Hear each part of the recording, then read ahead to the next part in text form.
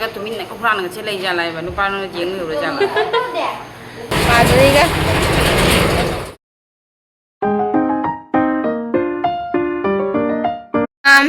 cái channel đó một cái ta làm nó sẽ đi lên nó khởi giờ đi cái hai cái tầm nó không được ấy chỉ để là cái ngang xe chỉ để là cái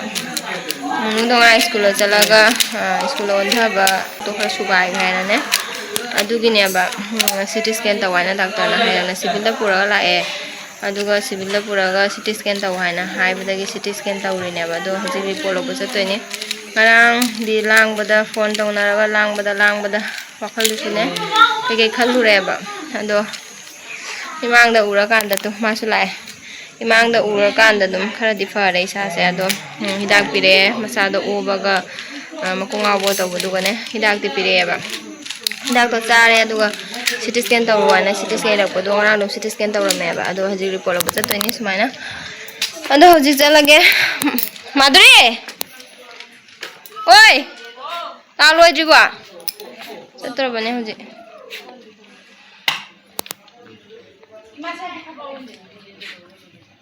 civil la jatoni haji report lo rani ado do makha ta ba kamai tawbada dum hapake ko mem Oke.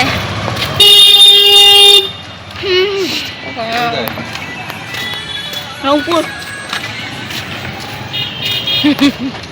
Ini baru. Ikhlas pehinya tuh nggak dihabisin kanan dalam. Sang ya kan tiga tahun masuk deh. Saya dah tahu. Saya tu kopi lah ni.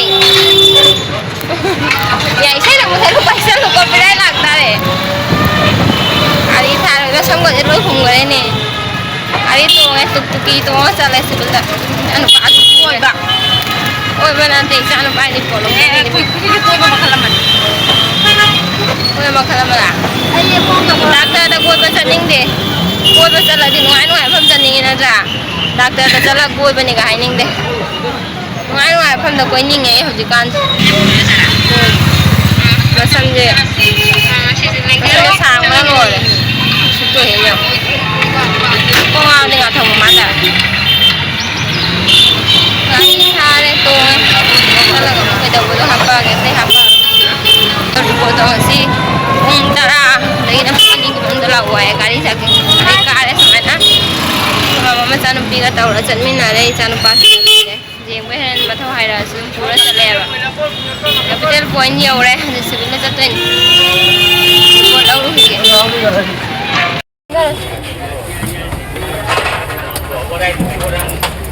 kumdare nang camera yam phasi te la sa piram de bonu pa ja piram de mi chi kha chala ma tha do me camera photo kai no piram de ma sa piram de dai bar do ai mi chi ma khala dum thama me ma sa pi de doctor la cái này mà thôi qua qua này trên trên này nhưng doctor đã là của chị ngay tập này quá line lep bây giờ cái am mẹ nên là line lep pada khang rồi vậy aba cái xe line lep mà thâu tay rồi đó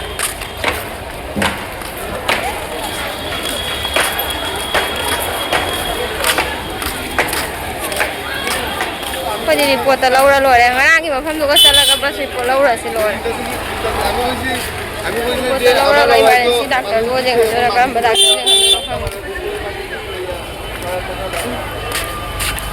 sao nó bị hành gì cái này rung trăng rồi cái sao vậy mà xăm ra làm rất câu gì xăm ra làm thi này cái gì cái trăng đây gì CT scan cái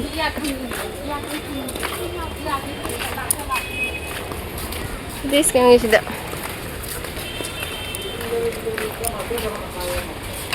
cái này nằm ở đây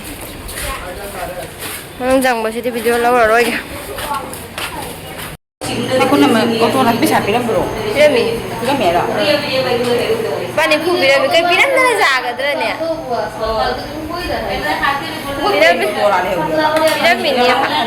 piram mini phagi đấy nè mình chỉ cái là piram bora nó phăng lên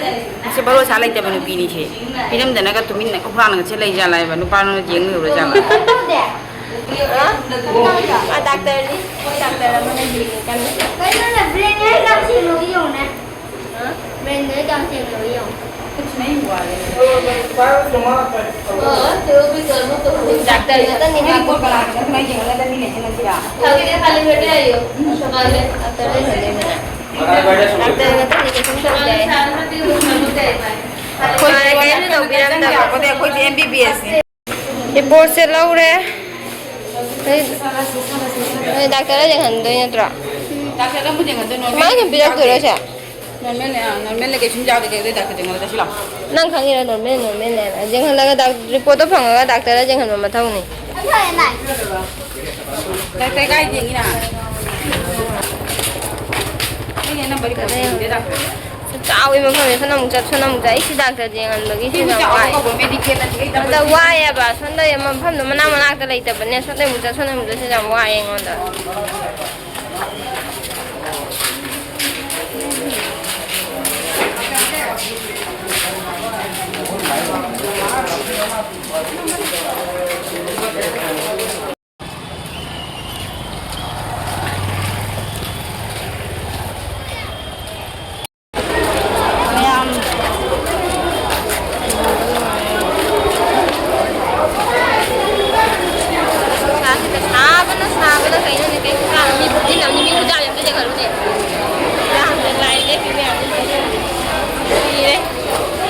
mi खुजाम से मा जेंगोय ना normal रे मैं होजी त मा वाखल छरा नुंगाय रे आंगांग सु मामा सु ठीक है रे नंगांग dari kare video si ba ngun la wai be ma china mana thanga troga blog se video si ngun la wali si mai be bara ba Angang na nanaw na ikhala na thamame aduga ma rongpur da thiloi auji mabong mana chaki ai se yang chu ya rongpur da chali na ongnu je rongpur da thiloi mabong mana chaki ai nanaw ba do ine ikhala thamame na chaklim puna chati ba nanaw ba pura ba horen sanda pu de ai ungse ba mu de chatne ba rongpur da ma thilamani rongpur da aduga mo halak ni ikhala su tum be ku ngai de ho sis oto ya mati ka dang to be ko no ai dai ne si ai chen yam phat be mara gai thung yan Gari do to ini kesum tau dia topa gari ben car adugu madu desi ya de ba ado auto de ni kai nungai auto na nungai auto nu sin hawan nu si changi dana sai sai tagi Program si si office sai tu si sini Oh, sekarang court case ka tu nak cari dah. Rongpur hai tu Rongpur ai lau ba jau ni Rongpur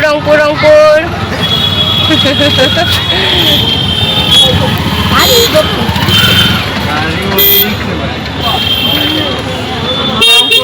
Let's start from the Rongpur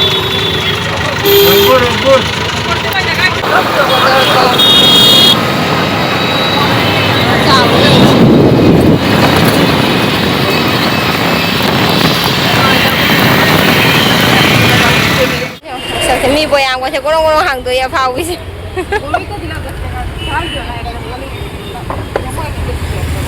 mà đi cái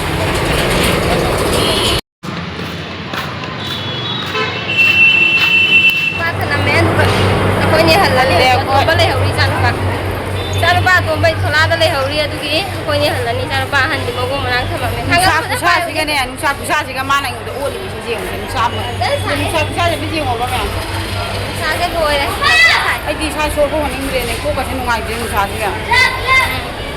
cái làm mà cái video có cái mà up rồi đi chụp chụp mà là sao ra đi nó có là accident nó tàu rồi lại xí đông cái này ô tô này nè capital point đúng cái nè ô tô nó mà mai lấy thôi rồi đúng không khung ne takhai de khung no khajik tangai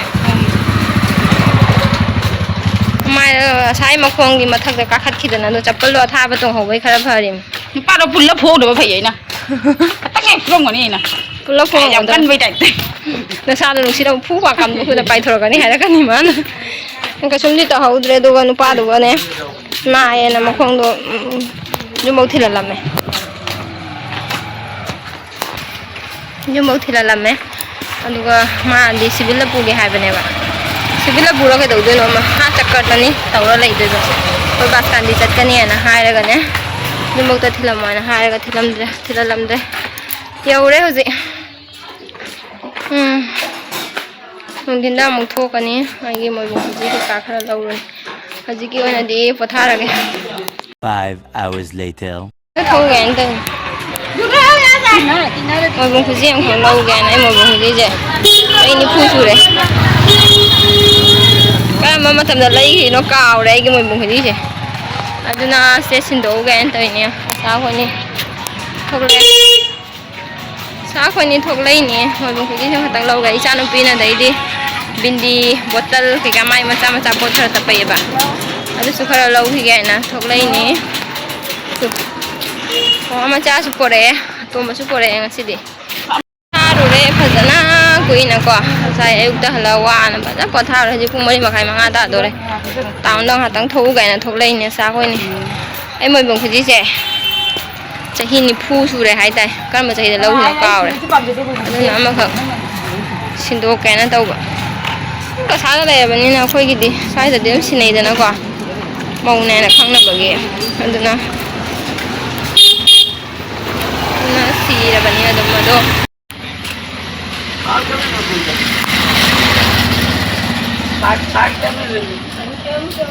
ko taun ko ba chali ba ko taun ko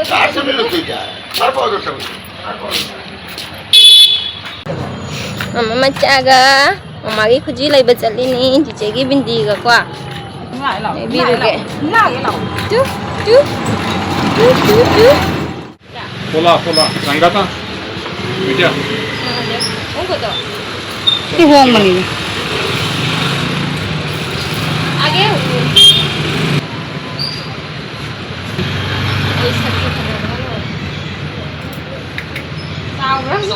Fazare ningthire sanagi uri da toma layet khare.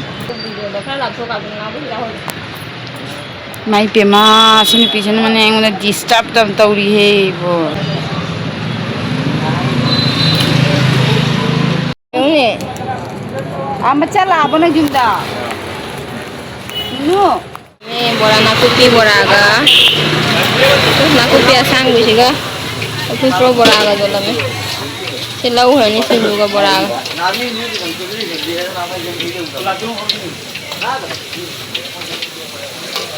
hale hoji aduga sandagi sinju bora so na charani sinju bora oina laure aduga hoji sinju bora so na charani sandagi aduga aigi video se matang se ga loisinjarage bye bye